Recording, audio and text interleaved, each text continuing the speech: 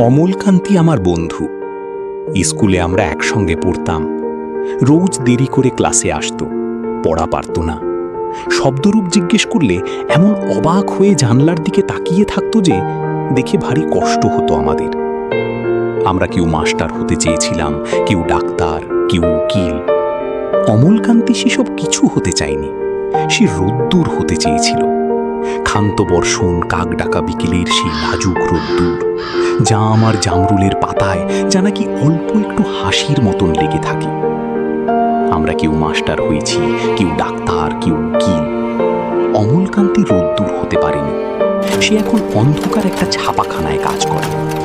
মাঝে মধ্যে আমার সঙ্গে দেখা করতে আসে, চা খায়, এটা ওটা গল্প করে, তারপর বলে উঠি তাহলে। আমি ওকে দরজা পর্যন্ত এগিয়ে দিয়ে আসি। আমাদের মধ্যে যে এখন মাস্টারি করে, অনায়াসে সে ডাক্তার হতে পারত। যে ডাক্তার হতে চেয়েছিল, উকিল হলে তার এমন কিছু ক্ষতি হতো না। অথচ সকলেরই ইচ্ছে পূরণ হল, এক অমলকান্তি ছাড়া। অমলকান্তি রোদ্দুর হতে পারেনি।